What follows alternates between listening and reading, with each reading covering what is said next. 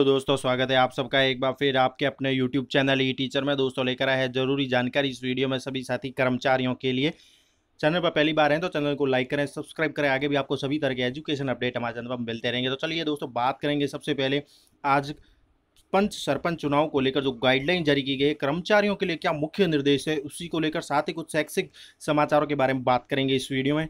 सबसे पहले बात कर लेते हैं कर्मचारियों से रिलेटेड। जो पंच सरपंच के चुनाव होने वाले हैं, ऐसे में कर्मचारियों की ड्यूटी लगेगी और इस ड्यूटी में क्या क्या गाइडलाइन में बातें कही गई है, क्या मुख्य बातों का हमें ध्यान रखना है, वो इंपॉर्टेंट है। तो सबसे पहले तो ये है कि 55 साल से ज़्यादा उम्र के कार्मिकों को चुनाव ड्यूटी से रखा जाएगा इस बार बाहर। प्रदेश में पंचायती राज चुनाव 4 चरणों में होने वाले हैं और इस चुनाव में कंटेनमेंट जोन में रह रहे कर्मचारियों को चुनाव से मुक्त रखा जाएगा। दूसरी महत्वपूर्ण अपडेट है, एक तो 55 साल से ज़्यादा उम्र के कार्मिकों को चुनाव ड्यूटी में नहीं रखा जाएगा, हो सकता है या तो उन्हें रिजर्व में रखा जा सकता है। इसके साथ ही अगर कोई कर्मचारी जो कंटेनमेंट जोन में आ रहा है तो ऐसे कर्मचारियों को जो चुनाव से मुक्त रखा जाएगा जब तक कि वो कंटेनमेंट जोन से मुक्त ना हो जाए। इसके साथ ही राज्य निर्वाचन आयोग ने सभी कलेक्टर को आदेश जारी कर दिया है। आयोग ने यह भी कहा है कि कोरोना काल में इसका प्रसार नहीं हो सके, इसके लिए सभी कलेक्टर ड्यूटियां लगातार विशेष ध्यान रखें इस बात का। कोरोना काल में चुनाव है इसलिए आपकी जिम्मेदारी बड़ी हो जाती है। यानी एक तो 55 साल से ज़्यादा उम्र के कार्मिकों को चुनाव ड्यूटी न लगाया जाए, इसके साथ ही चुनाव में कंटेनमेंट जोन में रह रहे कर्मचारियों को चुनाव से मुक्त रखा जाए। ये महत्वपूर्ण निर्देश है राज्य चुनाव आयोग के साथ।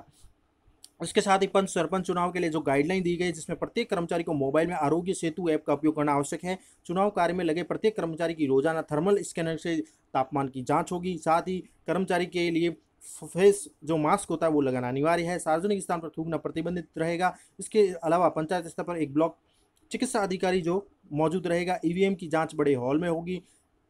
एफएलसी से पहले कर्मचारी की कोविड जांच भी अनिवार्य है। इसके साथ ही रिटर्निंग अधिकारी के सामने नामांकन के दौरान प्रत्येक जो प्रत्याशी उसको भी मास्क पहनना अनिवार्य होगा। नामांकन प्रस्तुत करने के दौरान अभ्यर्थी के साथ केवल एक व्यक्ति आरोप के सामने जा सकेगा। नाम निर्देशन पत्रों की समीक्षा बड़े हॉल में की जाएगी। इसके साथ ही मतदान के लिए 55 साल से अधिक आयु के कर्मचारी को यथासंभव मुक्ति रखा जाएगा, या अगर हुआ तो उन्हें रिजर्व में रखा जाएगा। मतदान केंद्र पर सैनिटाइजर साबुन की व्यवस्था रहेगी। चुनाव प्रचार करते समय प्रत्याशी 5 व्यक्तियों से अधिक नहीं होने चाहिए। मतदान के दिन मतदाताओं का मास्क लगाना भी अनिवार्य होगा। बूथ पर प्रवेश से पहले सैनिटाइज करना अनिवार्य है। सैनिटाइज करने का काम जो मतदान दल में नियुक्त जो हमारे पुलिसकर्मी होंगे, होमगार्ड हैं या जो भी है अतिरिक्त जो नियुक्त होगा अधिकारी, पुलिसकर्मी, होमगार्ड कुछ भी हो सकता है, वो सैनिटाइज करने का काम मतदान दल में करेगा। मतदान केंद्र पर 3 पंक्तियां लगेगी जिसमें महिला, पुरुष और दिव्यांग की होगी। मतदाताओं के बीच 6 फीट की दूरी रखना अनिवार्य है। इसके साथ ईवीएम के रखरखाव काउंटिंग में सोशल डिस्टेंसिंग का ध्यान रखा जाएगा। तो ये तो चुनाव को लेकर महत्वपूर्ण अपडेट है जो राज्य निर्वाचन आयोग ने अपनी गाइडलाइन तय की है कर्मचारियों के लिए। इसके साथ ही दोस्तों बात करेंगे कुछ शैक्षिक समाचारों की इस वीडियो में। तो वो ये है कि सरकारी स्कूल में 15 जो है सितंबर तक निःशुल्क पुस्तकें मिल रही है। तो राजकीय विद्यालय में कक्षा 1 से 12 में अध्ययनरत विद्यार्थियों को निःशुल्क पाठ्य पुस्तकों का वितरण 15 सितंबर अंतिम डेट है, तो 15 सितंबर तक करना है। सभी शिक्षक इस बात का ध्यान रखें क्योंकि इसकी जो है बीकानेर शिक्षा द्वारा जो है शिक्षा अधिकारी को निर्देश भी दिए गए हैं, जिसमें 1 से 10 तक के विद्यार्थियों के अभिभावकों को तथा कक्षा 11 और 12 के विद्यार्थियों को संबंधित विद्यालय से राज्य सरकार की कोविड की गाइडलाइन को ध्यान में रखते हुए निःशुल्क पाठ्य पुस्तकों का वितरण करना है। तो 15 सितंबर तक ये कार्य करना है। इसके साथ ये खबर कि स्कूल खोलने को लेकर जो बात हो रही है कि केंद्र के निर्देश के बाद राज्य सरकार भी अपनी जो है तैयारी तेज कर रही है कि स्कूल खुलेंगे। तो इसके साथ ही खुलने को लेकर बात यह है कि जो असमंजस की स्थिति में ये गोविंद सिंह डोटासरा की जो बात आई सामने, उन्होंने ये कहा है कि स्कूल केवल जो है मात्र गाइडलाइंस के लिए खुल रहे हैं, रेगुलर क्लास का जो संचालन है वो नहीं हो पाएगा। केवल आप अपनी सहमति से, यानी बच्चों के लिए जो गाइडलाइन दी गई है केंद्र के अनुरूप, केवल शिक्षकों से जो गाइडलाइन लेने के लिए आ सकते हैं। रेगुलर क्लास का संचालन अभी नहीं हो पाएगा। तो इस प्रकार जो है केंद्र के निर्देशों के अनुसार ही स्कूल खोले जाएंगे 21 सितंबर से, लेकिन केवल बच्चे अपनी लिखित सहमति से, अभिभावक से सहमति लेकर स्कूल में गाइडलाइंस के लिए ही आएंगे। इसके साथ ही जो महत्वपूर्ण अपडेट है कि कोरोना काल में एक और महत्वपूर्ण आदेश आ रहा है, वो है जागृति दिवस मनाने का फरमान, जिससे शिक्षक परेशान हो रहे हैं। कोरोना काल में स्कूलों में कार्यक्रम का फरमान है, जिसमें 17 सितंबर, 14 दिसंबर और 13 जनवरी को सामुदायिक जागृति दिवस कार्यक्रम मनाने को लेकर बात आ रही है सामने, जिसमें बड़ी संख्या में स्कूलों में बच्चों को नहीं बुलाया जा रहा है वैसे भी, और निकट भविष्य को लेकर अनिश्चितता भी है। ऐसे में शिक्षा विभाग इस प्रकार के आदेश, उत्सव आयोजन करने के आदेश जो है मानो सब कुछ सामान्य हो इस प्रकार के निकाले जा रहे हैं, जिससे शिक्षकों में परेशानी है।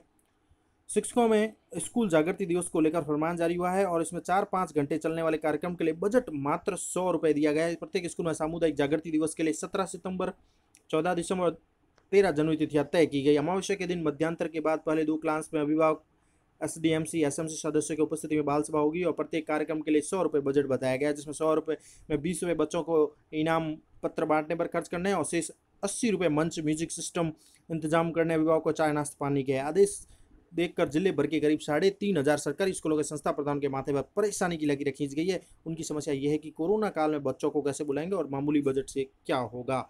ये आयोजन होंगे समुदाय जो जागृति दिवस मनाना है, उसमें भाषण है, वाद विवाद है, नृत्य गायन, निबंध प्रतियोगिता है, चित्रकला जैसी प्रतियोगिता है। वही अंतिम 2 कालांश में एसडीएमसी और एसएमसीए अभिभावक या स्टाफ की बैठक होगी। इसमें बाल विवाह, बाल श्रम, महिला सशक्तिकरण, पेयजल, शौचालय, मिड डे मील, बालिका ठहराव, जन सहयोग पर वार्ता की जाएगी। बच्चों की प्रगति के बारे में भी शिक्षक जानकारी देंगे। तो इस प्रकार कोरोना काल में जागृति दिवस मनाने का जो फरमान जारी हुआ है वो उससे शिक्षक काफ़ी परेशान है। इसके साथ ही अधिकारियों का क्या कहना है कि समग्र शिक्षा अभियान की ओर से जागृति दिवस मनाने के लिए जो आदेश आए हैं, इसमें सभी कार्यक्रम संपादित करने के लिए 100 रुपये का बजट दिया गया। हालांकि कोरोना के चलते अभी यह तय नहीं हुआ है कि स्कूलों में बच्चों को कब से बुलाना है, इसलिए शीर्ष अधिकारियों से मार्गदर्शन भी मांग रहे हैं। तो ये तमाम तरह की खबरें थी सभी साथी कर्मचारियों और शिक्षकों के लिए। Thank you for watching our channel E teacher. Video अच्छा लगे तो एक प्यारा सा लाइक करें। Thank you.